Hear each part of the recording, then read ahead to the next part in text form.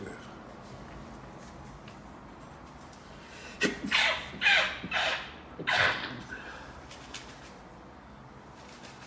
he said, at the end of the 6 days of creation, it says, so God looked at the world. What does it mean that he looked at it? When it says that, behold, it was very good, he says it was like an ascent, like a Baal Tshuva, who goes up thanks to his tshuva, thanks to returning to God. So it's all returning to God. What does it mean it's returning? So we said that to create the world, Hashem spoke, right? Mm-hmm. So where did the speech come from? He told us. The speech comes from the thought. So it's returning to the thought. That's the basic basis. So this is also the same thing that happens when a Baal Tshuva does tshuva. מבחינת בעל תשובה, כידוע, טוב זה יצר טוב, ומאוד זה יצר רע, כשנהפך לטוב על ידי התשובה.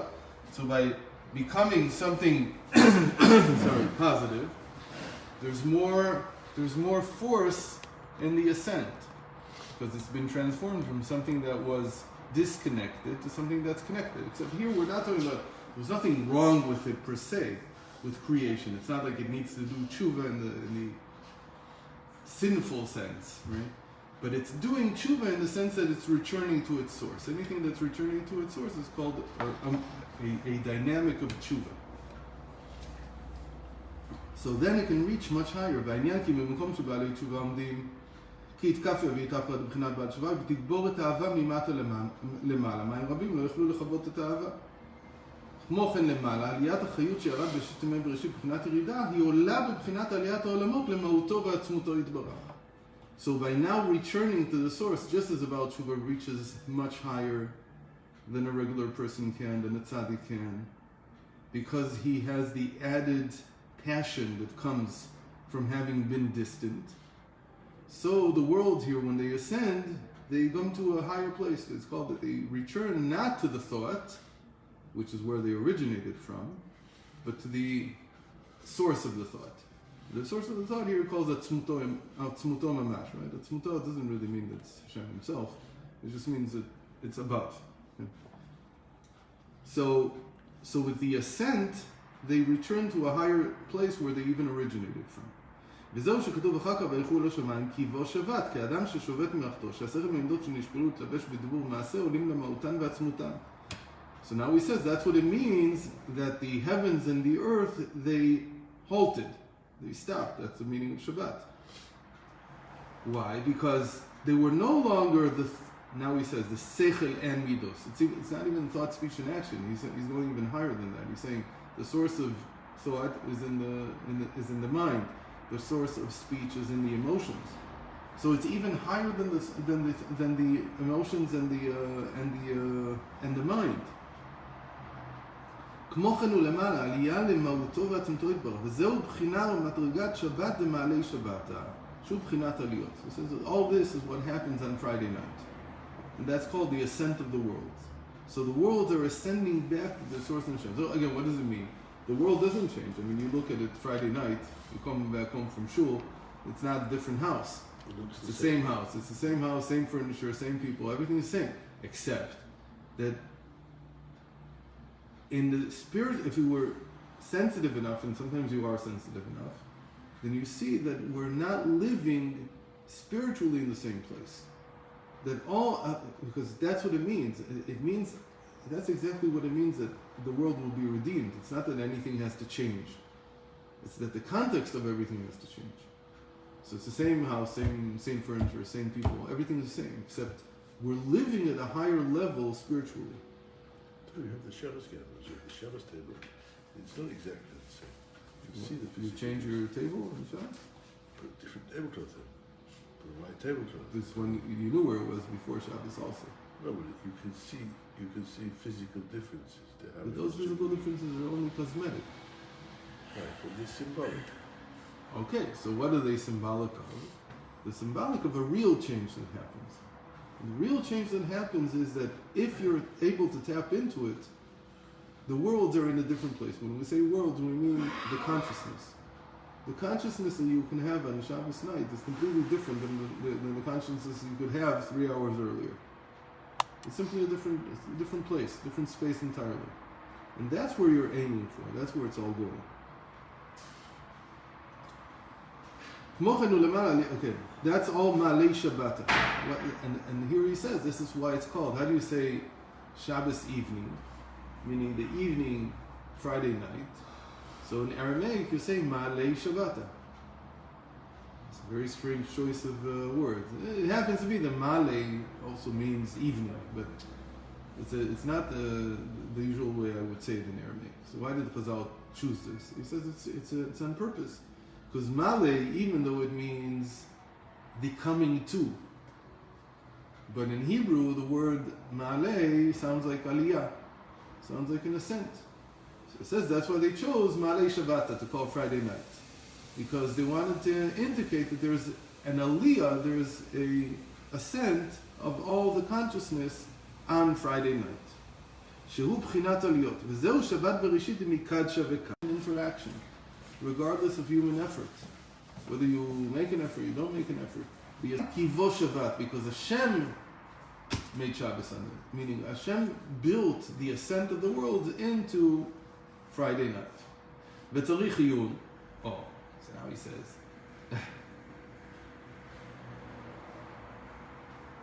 I already explained it without the question, but if you took literally, this is now the Tzemach Tzedek is saying. And this is an addition from the Tzemach Tzedek. He says, if you took literally what my grandfather said, so what did you understand? That it's the tshuva that people do that causes the aliyah. If you took it literally. We didn't take it literally because we already knew the answer. But if you took it literally, it would sound like he was saying that because people do tshuva on Friday night, that's why the world's ascent. Because it's like about tshuva. דמשמע שעל ידי תור מאוד בעל תשובה, אז קיבו שבת. ואמר דשבת מקטונה וכמה שעלייה ממילא. On the other hand, he said that the ascent happens by itself, regardless of whether somebody does tshuva or not. So he says, no, it's exactly what we explained, that it's the same thing. Meaning, לכן צריך לומר, דלאו על ידי בעל תשובה הוא עלה. It's not that the tshuva that somebody does, that's what causes the ascent. כי עליות העולמות הוא ממילא, because they ascend by themselves, the worlds, the consciousness. רק עניין תשובה אליה היא דוגמה לבחינה זו. It's just that what we want to say is that the ascent here is like the ascent of a Baal Tshuva who's doing not regular Tshuva, but supernal Tshuva. What's the difference between supernal Tshuva and regular Tshuva? Regular Tshuva is done by the force of the person himself. The higher Tshuva is done not by the efforts of the person himself. Where did you say Tzemach Tzedek in this? This is all the Tzemach Tzedek. Where did you see that? Because it's in parentheses. Oh, okay. Whenever there's a longer mimer, there's a Hagos, it's from the Tzemach Tzedek.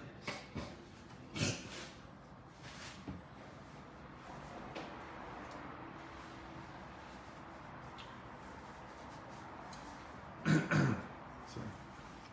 Okay, anyway. אך הנה כתיב, אשר ברא אלוקים לעשות, ואמור עזה לעשות לתקן. It says that God created everything at the end of the sixth day. It says He created everything in order to do. To do means litaken. Litaken means not to rectify, but rather to imbue, to have something within something, to imbue reality with something. וכתיב ושמעו בני ישראל את השבת לעשות את השבת. And it says the same thing about Shabbos. The Shabbos was made to be made. God gave the Shabbos to the Jewish people for them to make it. Same thing, to make, לתקן. דמזה משמע שישראל עושים את השבת על ידי מעשה המצוות בששת ימים בחול. דהיינו פירוש לעשות לתקן הוא על ידי תשובה. So now he says that you make Shabbos through the actions of the 6 days. If you don't have actions during the 6 days of the week, the weekdays, then you can't have Shabbos. It could also be, it could also be really to rectify, so then it would be to rectify, not to imbue, but to rectify the actions of the 6 days. דיני כתיב, חוכמות בחוץ דרונה, פירושו בזוהר חוכמות רי, חוכמה אליו חוכמת תא, פירוש חוכמה אליו בחינת חכים ולא חוכמה ידיעה, וחוכמת רי כמאמר אותם ז"ל, נבלות חוכמה של עמל התורה, פירוש בחינת הנבלות ובחינת אור ושפע מבחינת אור חוכמה, נמשך למטה כדי לברר בירורים.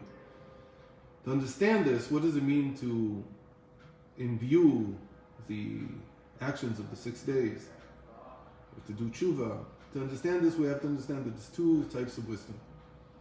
There's the wisdom that's divine wisdom, and then there's the wisdom that Hashem shared with the world. It's still divine, no? And it's still divine, it's called. It's still divine wisdom. We're not talking about the mundane wisdom, which is what people discover by themselves. But we have here what he calls the higher wisdom, supernal wisdom, that he's wise, but not with the wisdom that we recognize. It's sort of like knowing him by knowing that he's not like what we are. So it's knowing that Hashem's wisdom is different than our wisdom. But there's also the wisdom below. And the wisdom below is a very interesting statement. You didn't bring here the source. The source is in the Gemara, where it says, Novlot chokhmah shelemala Torah. It's in Pirkei Avos also. What does it mean? It means that the low-hanging branches, novlot, are like the low-hanging, you gotta think of a willow tree. It's got these branches that hang down. So novlot chokhmah shelemala, so these branches that are hanging down, where they reach below, that's called Torah. So the Torah that we have, the Torah, the way that we see the Torah, is just a low-hanging version of the wisdom, the supernal wisdom above. And why did it come down? It came down in order to rectify, to clarify reality, to change reality. והיינו בחינת חוכמה שבתורה, שנתלבשה בדברים גשמיים, להבדיל בין טמא לטהור, וכזה וזה מקום מצוות לא תעשה. So he's not saying that the Torah itself is like that. The Torah itself is the same above and below. The lettering is the same above and below. What do we mean by the wisdom? The wisdom we mean by the thought process that we go through when we learn Torah, when we try to understand what Torah is saying. So that thought process, that wisdom that helps us understand what do you do in every situation, halachically, do you do like this, do you do like that? And we use our wisdom, that's wisdom that's in the Gemara, the wisdom that's everywhere. We use human wisdom to figure this out. In the end, you don't have to be a prophet to learn Talmud. In fact, if you learn the Talmud by prophecy, you're probably missing the whole point. You have to have a Yiddish cup. You have to have a brain. That's what you need to have.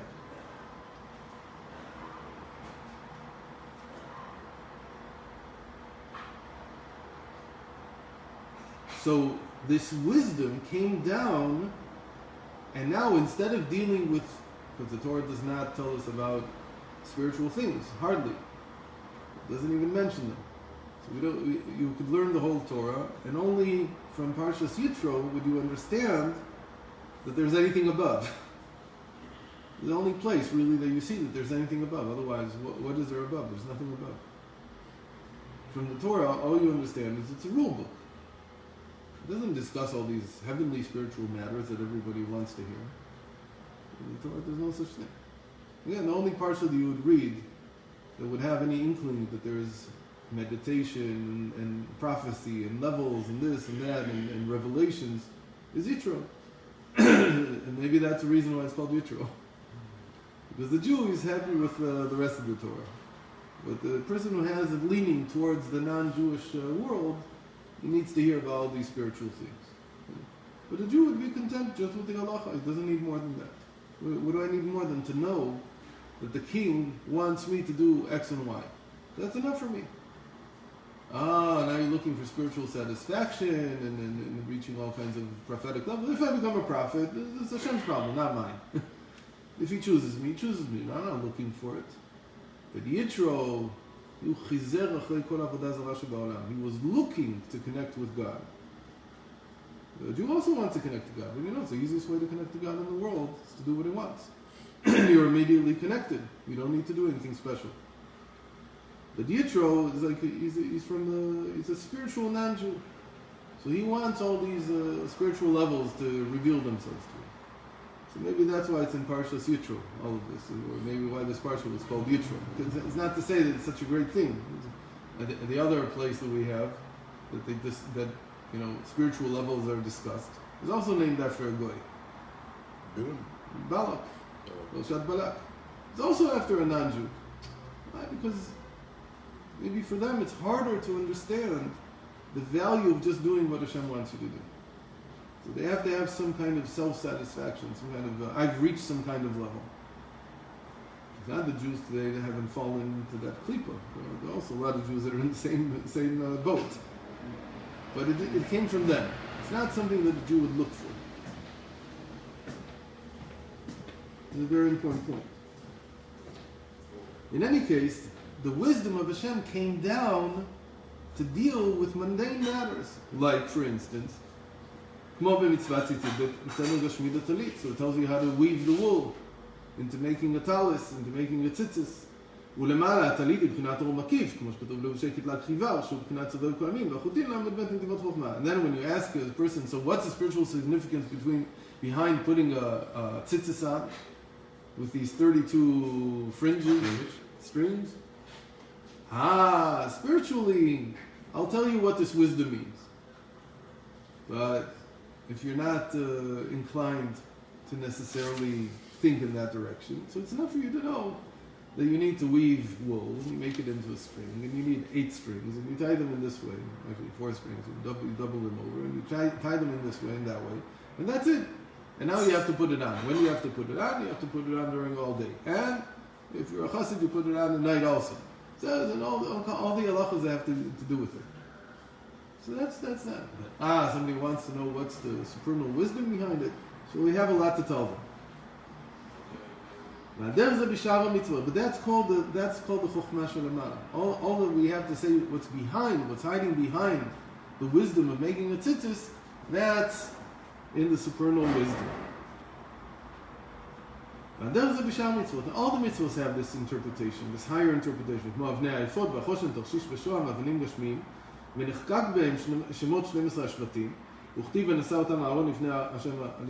we have the breastplate of the high priest, and it has 12 stones in it, and you're making them like this, and to carve on them the names of the tribes, and this and that. So that's the lower wisdom. And if you want to talk about the higher wisdom, what's the higher wisdom?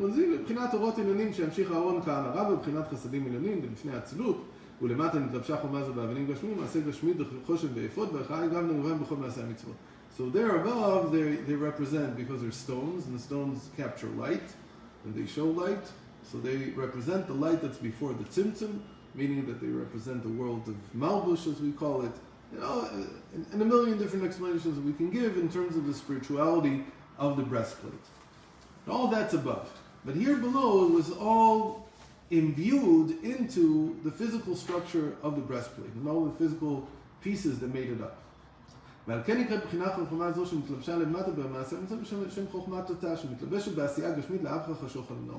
it's called lower wisdom because what it does is it imbues itself, it encloses itself, it invests itself in the physical reality, and that physical reality is now enlightened.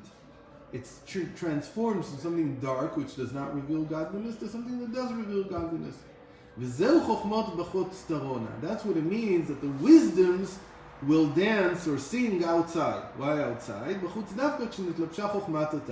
So both the wisdoms are complete when the supernal wisdom, which we don't understand fully, came and imbued itself in the physical nature of the world in the form of physical mitzvahs. I skip the parentheses. That's when it becomes that's when everything begins to sing. That's when everything begins to shine. When this wisdom finds a way to be imbued in practice, in something practical. שעל ידי זה תוספת בגילוי אור אין זה ברוך הוא שלמעלה מעלה אפילו מבחינת חוכמה עילה, ועל ידי מעשי המצוות הוא משך להתגלה בחוכמה עילה הנמצא דווקא על ידי התלבשות החוכמות בחוץ אז תרונה. So only when you are able to take the supernal wisdom and transform it into an actual mitzvah, something that you actually do physically, then is it considered that the wisdoms are complete. And again, what's this to stress? This is all to stress the importance of the physical world, of physical reality. Because all the spiritual traditions, what do they aim to do? To leave this physical reality. But our tradition is that the physical reality is the only way that the wisdom can become whole and complete. It can only become complete if it's imbued in physical matters. Now we begin to understand what the 6 days of creation are about. The 6 days of creation are when the physical world is formed to create a substance, a substrate into which the wisdom can come down. And that's what we're going to see tomorrow regarding Shabbos. Did you give out my biscuits and drink? What? Did you give out the biscuits and drink? Nothing left, you see? Huh? There's nothing left yesterday already. I should think not. What? I should think not. No, It was the day before yesterday. yesterday it was gone. You should have been gone 2 days ago. It wasn't. No? I don't know. In the morning when I left at 9:10, it wasn't gone. They had just started.